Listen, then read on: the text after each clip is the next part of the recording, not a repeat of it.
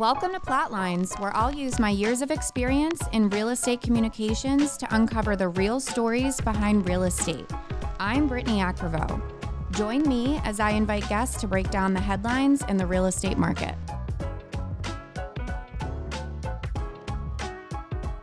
All right, welcome back to PlotLines, everyone. Today we have Jeff Sturla, the Vice President of Critical Facilities for Wohlsen Construction. Jeff, thanks for joining me today. Thank you. Yeah. All right. Well, I know we have a lot to dive into today, but let's just start by telling our listeners about your background, how you got into construction, what's recently led you into the data center space. Let's start there. Perfect. So I've been in the construction industry for a little over 45 years, Amazing. which is a long time. Yeah. I actually put myself through college, working construction jobs and over the summers, and fell in love with the idea of building things, and just never left the industry. And it's been incredibly rewarding since. Have done a little bit of everything from swinging a hammer, on-site superintendent, project management, estimating, but really settled in over the past 25 years doing more project development and a pre-construction role for my firm. Okay. And how about your plunge into sort of the data center space? Tell us about that. So the plunge in the data center space has been a little more recent. Mhm. Although, the evolution of data centers, people have talked about data centers and them Sure. working on data centers for years and years and years. And I'm like, well, that can't be because it hasn't been around, but it has. Uh-huh. So certainly small data centers within some institutional work that we've always done, Okay. have done those. And it sort of just was a natural evolution into now working on what is a hybrid hyperscale colo location, two of them here in Lancaster. Okay. All right. Well, as you know, the Plotlines podcast is all about breaking down headlines. There is no shortage of conversation about data centers, right? We could talk for hours about this, but it's interesting, right? There's no doubt that data centers are booming, and that's what we're seeing. But yet, there's still so much community resistance to data centers, and so that's how we're going to focus our conversation today. But Sure. tell us to start, like, what's driving the demand, but then where do you think the pushback is, coming from? I think that certainly the demand is being driven by a voracious appetite by the public. I Mhm. mean, I read a statistic the other day that the typical cell phone user has 80 apps on their cell phone. Wow. Every one of those apps, every time a package shows up at my door, I guess there's 10,000 ordered a minute on Amazon. Uh-huh. So those type of things are certainly driving it. But I think in addition to that, and really that's more on the cloud side. Yeah. The big push right now on the AI side is Mhm. this increase in the fields of medical research, robotics, Mhm. and just general business applications. I mean, there's Sure. many companies. I was talking to a company the other day, and they're every one of their contracts that they get, they run through AI, and there isn't even human eyes that see until it comes to a summary. They don't. Wow. Nobody looks Yep. at them anymore. So there's a lot of that.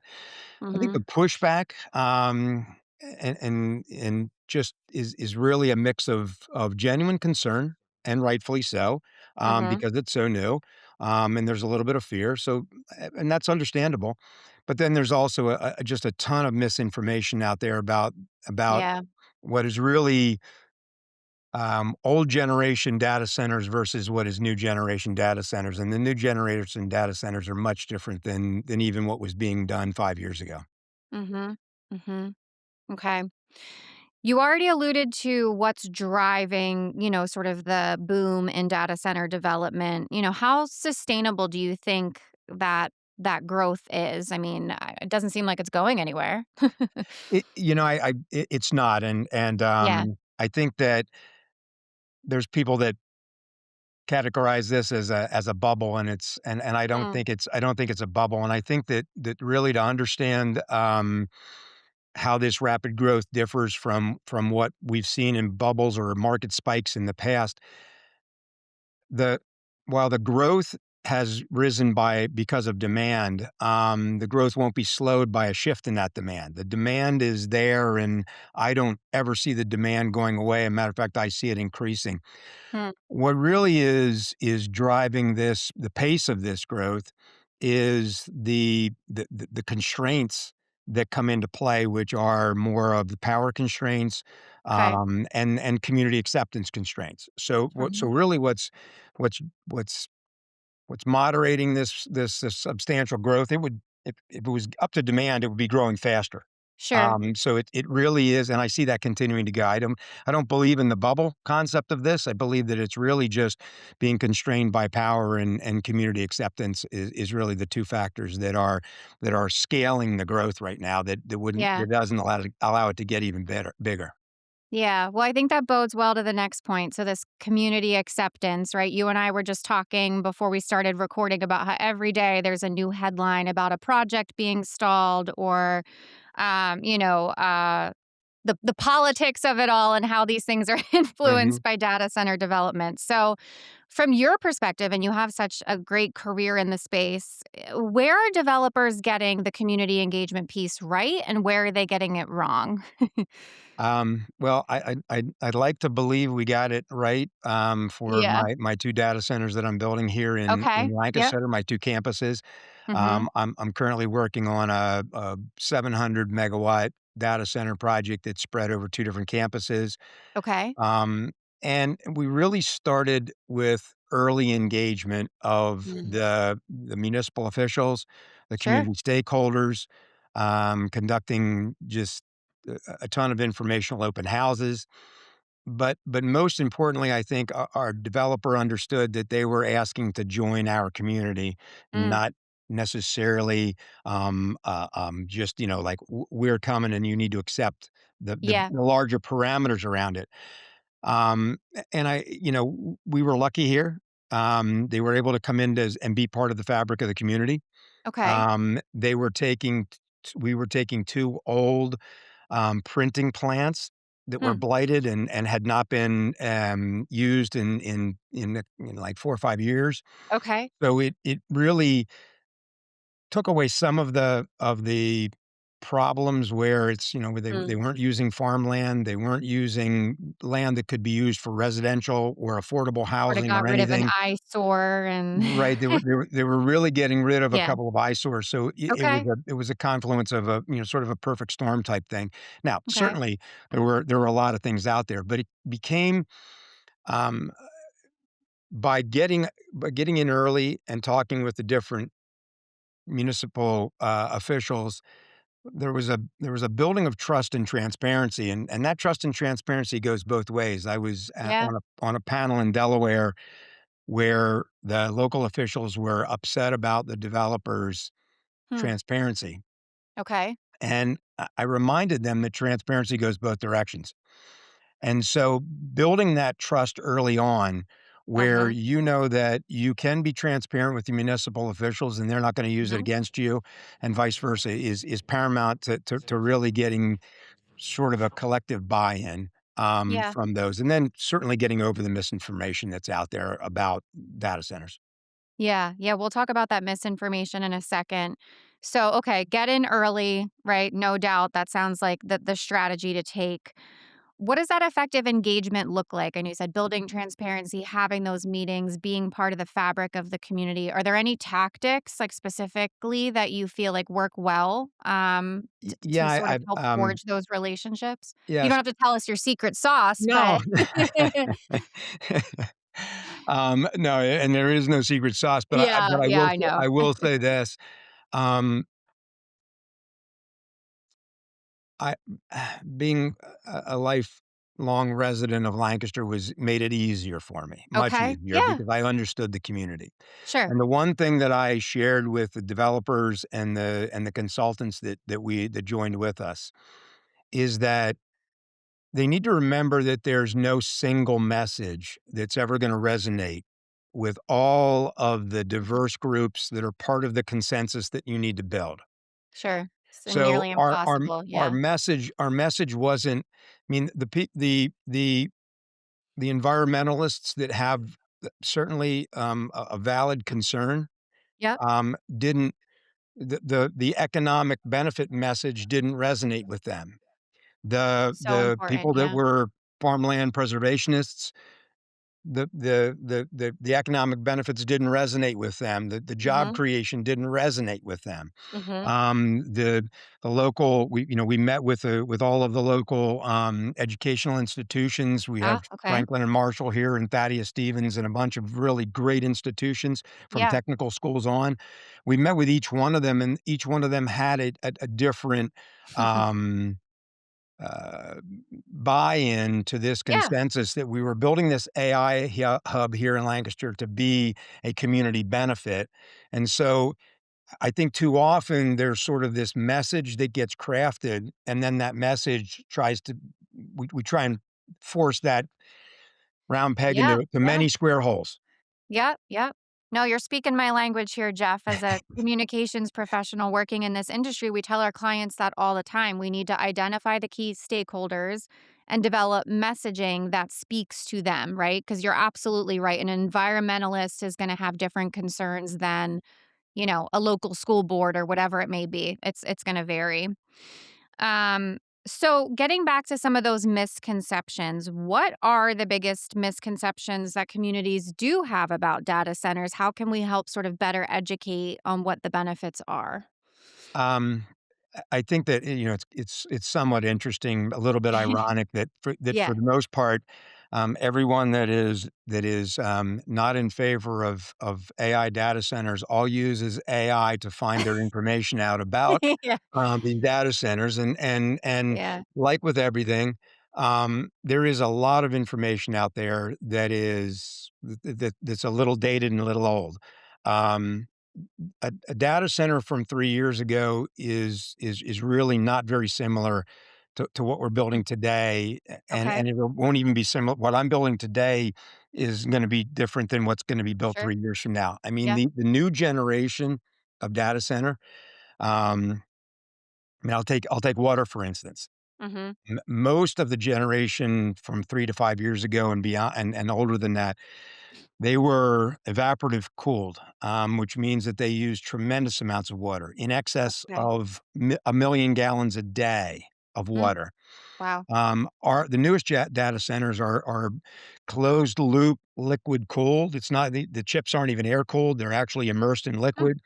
Okay. Um, that closed loop doesn't use any water from we don't use any water from the municipality to do any cooling, and our chillers on the roof are air-cooled chillers. And because, necessity is the mother of invention, 5 years ago, the air-cooled chillers were only half as efficient as an evaporative cooler. Mm. They've Mhm. now come almost to the point where those air-cooled chillers are the same efficiency as the evaporative cooled chillers, and they use no water at all. So there's certainly I mean, my water on my data centers, I have 4 buildings. Yeah. Each one of those buildings is probably using about the same amount of water as a Olive Garden restaurant, not to pick on Olive Garden. Um, Wow. but But it's a no one's out minimal. there protesting Olive Garden. Yeah, Yeah. it's a minimum amount. It's like 7,000 Huh. gallons a day, Okay. and it's mostly for humidification. Mm. Um, so I think that's the case. The noise, because noise Mm. was always an issue, at my data centers that I'm building, we're not allowed to have any noise leave our property boundaries that exceeds the ambient noise that already exists, and we're Mhm. easily meeting that. So those ideas Okay. that, "Oh my gosh, you're there's gonna be a constant hu" it's just old thoughts, but those Okay. but those things still exist when you do the Google searches, and Mhm. they're still there. Now I will Yeah, tell you there is information out there which is correct. There is not enough power generation in the United States to service everything that is being built. So, yeah, yes, there are concerns, and there are legitimate concerns about power, fair and enough, yeah, certainly about having them be next door to where you live. yeah, yeah. Okay, that was a good, analysis. You already mentioned some sort of design shifts over the last few years. Are there any others, that you consider when you're building new data centers? Yeah, that's a great question. The 5 years ago, and you keep going back 3 to 5 years ago, It's okay. a rack inside a data hall. So the data halls are data. A data center has data halls in it, and the Okay. data halls are made up of racks of computers. And then everything else is basically the core and shell and the heating, cooling, and electricity that Uh-huh, comes uh-huh. into it. So that's basically what I build. I don't build those racks. But those racks 5 years ago were each rack was maybe a 5 kW, a 5 kilowatt rack. Mm, Now, right now, cloud racks that are being used in cloud centers might be 50 kilowatts. hmm, And AI racks, currently the ones I'm building are in excess of 200 kilowatts. NVIDIA's newest rack that they just came out with, it's supposed to be released in 2027, is 600 kilowatts. hmm, So okay. a tremendous amount more compute. And the efficiency of that compute means that where I've got a data hall that had 100 megawatts coming into it and maybe only 50 megawatts of compute going out, now we're talking about 75, 80 kilowatts of compute going out. So they're much more efficient. Okay. The other trend that's happening right now is because of power requirements, Mhm. and because of hooking up to the grid is such a hot topic. There's more emphasis on microgrid, which is really behind the grid power generation. Okay. There's so much power that's being used that it's really not, there's no single answer. It can't Sure. be all solar because you would need Mm, thousands of acres. It can't be all wind because an issue as well. So in a mm, lot of these instances, it may be a mix between solar, wind, gas turbine generation. mm, mhm. There's even talk of hydrogen generation. That is a technology that's current, as well as now even the small modular nuclear, which is an emerging technology. There's only one that's being considered out in Utah, but other than that, Mm, so there's a lot of look to be able to get off of the grid and just have these things be their own power generation center. So that's what we're yeah. seeing in the future. Okay. All right. Interesting stuff. I'm curious just because you've been doing this for so many decades, how do these data center projects not compare to some of the other asset classes that you've built over the years? I mean, obviously they all come with their own set of, unique challenges and opportunities, but what's the experience like comparing it to some of the things you've done in the past? Um, the scale and magnitude is just insane. Um, Okay. Yeah. I mean, every time we talk, I find myself many times saying numbers and saying million after it, and really it's billion after it, and Wow. I lose myself, and it's like, oh, it's 2.5 million, and then you're like, no, it's $2.5 billion. Wow. And so just the magnitude and scale of them are unlike anything I've experienced in my life. Okay. And then I think they're they're they're they're simple buildings as a core and shell. They're very, very, very complicated in their electrical Mm. and Mhm. mechanical HVAC. And so the magnitude of people in my center, it'll be it's a million square feet, which isn't that big, Mhm. but it's a 3-year build. But at the height, there'll be like 6 to 800 electricians on site, and Wow. there might be as many as 2,000 people. I mean, we're bringing in dining facilities so that everybody doesn't have to get in their car and leave, and so there's just a whole different scale and magnitude to these than many of the other big industrial projects that we build. I Sure. mean, you're building a 150, $300 million industrial site. It Mhm. has many different constraints than a $2 billion data center site as Mm. far as its number of people and the logistics, Yeah. of what's going on with it. Yeah. Yeah, it's crazy. What do you think we can expect from regulation? What are you sort of watching, and how should we prepare for more scrutiny going forward? I do expect that there's going to be a tremendous, increase in regulations. Mhm. What I don't expect is that there's going to be any form of consistency in those regulations at all. Okay. Mhm. You know, Pennsylvania, which is where I'm located in, Yeah. there's over 3,000 municipalities in Pennsylvania, each because we're a commonwealth, each with its own jurisdictional, Yeah. authorities. Um, there's 800 of those don't even have zoning regulations. And so what we're seeing is because there is so much community input and again, we talked about those, what does the environmentalist want? Yep.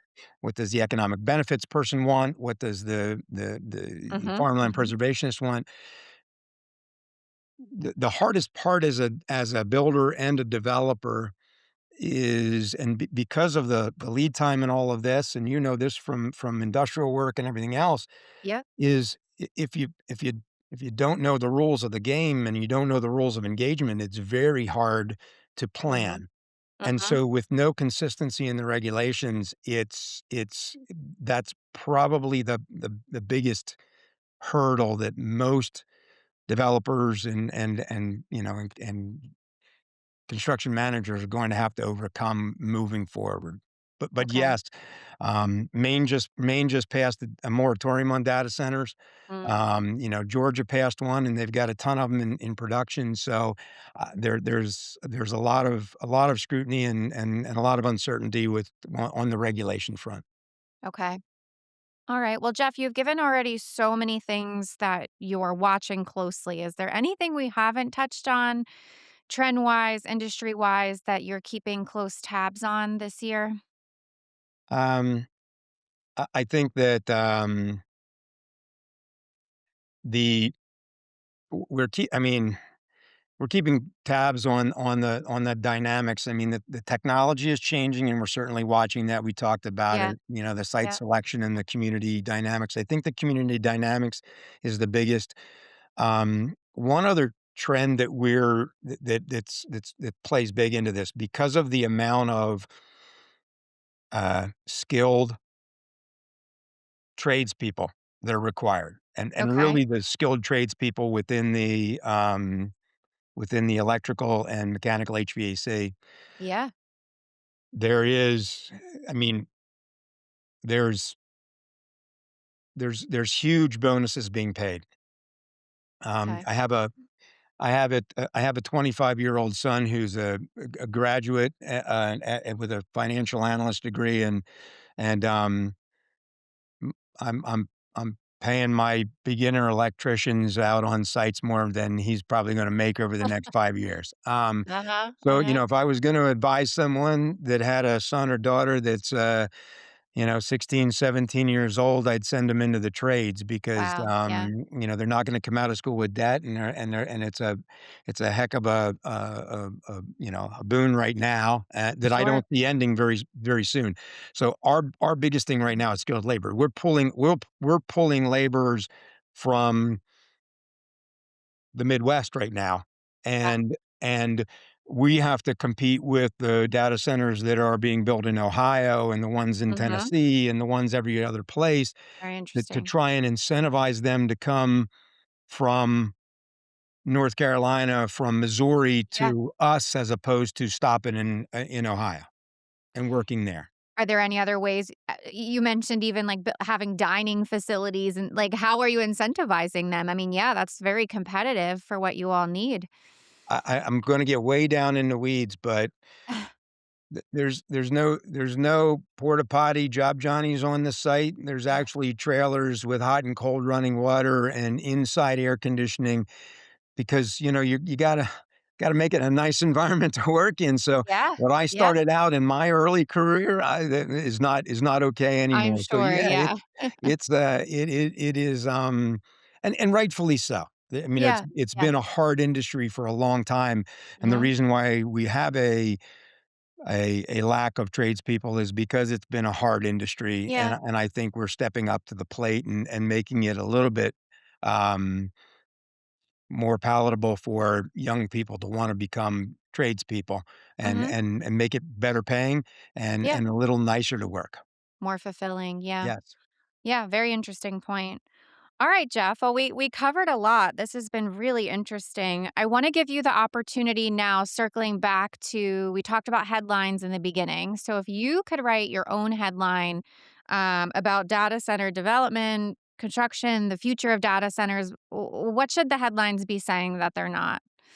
Uh, that's a great question. I think that I wanna be, I don't wanna upset anybody. I think it would be this, that maybe the headline would read something to the effect of that the legislators and the data center owners join together in support Mm, of a comprehensive and reasonable law governing the zoning, the construction, and the mm, operations of a data center. It's truly a wild west out there, and yeah, those 2, the legislators and the data center developers and owners are so far apart right now in in in what they're trying to accomplish that yeah, yeah, if there would be some kind of a and I mm, know that here in Pennsylvania, they're trying to come up with sort of a joint task force for it, but it's it's tricky. I Yeah, I don't know that they've got it's really the Wild West out there right now as far as that goes, and I think that would be probably if I could rewrite a single headline that would help, it would be that. And there's I no love and that. then I'm not on the legislators or the data center Yeah, side of it, yeah, 'cause I do believe that there is a legitimate, um I don't discount people that are fearing all of this sure. because it needs there are certainly, guide rails that need to be put in place. Yeah, yeah. It sounds like forging more of that partnership would then also help the community to feel more confident in what's happening, or at least more Absolutely, aware, more absolutely. educated, informed. All right, Jeff. Well, this was a great conversation. I really appreciate your time today. I appreciate it. Thank you very much for allowing me to share. This podcast is a production of Gregory. If you enjoyed our discussion, please subscribe wherever you get your podcasts